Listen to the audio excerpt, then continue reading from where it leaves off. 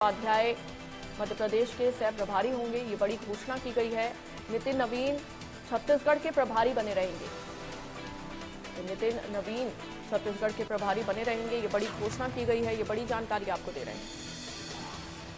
तो बीजेपी के प्रदेश प्रभारियों और सह प्रभारियों की ये घोषणा है, जहां पर आपको बता दें डॉक्टर महेंद्र सिंह मध्य प्रदेश के प्रभारी होंगे और इसी के साथ सतीश उपाध्याय मध्य प्रदेश के सह प्रभारी होंगे। वहीं छत्तीसगढ़ की अगर बात करें, नितिन नवीन छत्तीसगढ़ के प्रभारी बने रहेंगे। तो ये बड़ी घोषणा की गई है।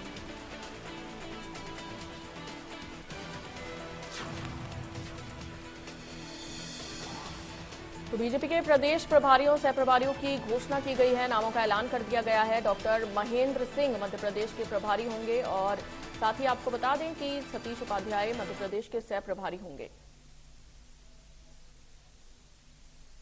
तो डॉक्टर महेंद्र सिंह मध्य प्रदेश के प्रभारी होंगे, प्रभारी और सह प्रभारी का ऐलान कर दिया गया है, नामों की घोषणा कर दी गई है। और साथ ही आपको बता दें कि सतीश उपाध्याय मध्य प्रदेश के सह प्रभारी होंगे, नितिन नवीन छत्तीसगढ़ के प्रभारी बने रहेंगे।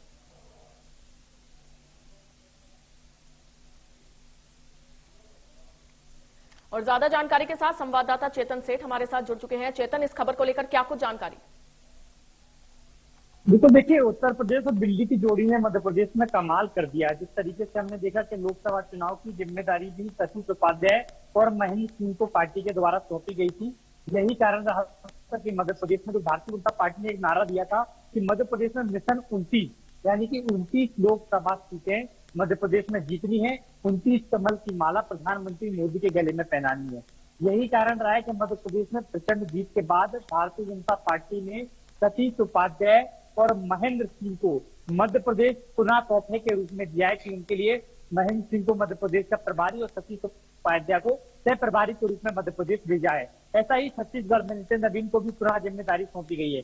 तो कहा जा सकता है कि भारतीय जनता पार्टी ने आज तमाम राज्यों के प्रभारी और सह प्रभारियों की नियुक्ति कर दी है और भारतीय जनता पार्टी की परसों यानी कि 7 तारीख को मध्य प्रदेश में एक बड़ी बैठक आयोजित करने जा रहा है। पिछली बार बैठक इनकी ग्वालियर में हुई थी, जहां पर प्रदेश भर के 2000 से ज्यादा कार्यकर्ता शामिल हुए थे। केंद्रीय गृह मंत्री अमित शाह खुद इस बैठक में शामिल हुए थे, उन्होंने लीड किया था। लेकिन अब फिर एक बार बड़ी बैठक करने की तैयारी में, जिस तरीके से मध्य प्रदेश में भारतीय जनता पार्टी ने विधानसभा चुनाव में अपना परफॉर्मेंस दिया कि मध्य प्रदेश में 163 सीटें जीती, उसके बाद लोकसभा चुनाव में पूरा मध्य प्रदेश में कांग्रेस का सूत्र साफ किया और 29 लोकसभा सीटों पर मोहर लगाई।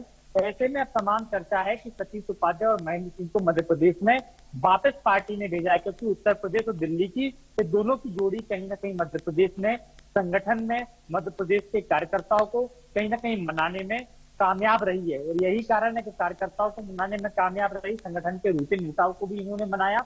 इसी कारण से मध्य प्रदेश में 29 लोकसभा सीटों पर बीजेपी ने जीत हासिल की है। अब परसों कार्य समिति की बड़ी बैठक होने जा रही है। बड़ी बैठक में तमाम विधानसभा चुनाव और विधानसभा चुनाव के साथ साथ लोकसभा चुनाव में किस तरीके से पार्टी ने काम किया, किस तरीके से किस किस कार्यकर्ताओं को जिम्मेदारी सौंपी गई थी, उन तमाम चीजों का फीडबैक लिया जाएगा।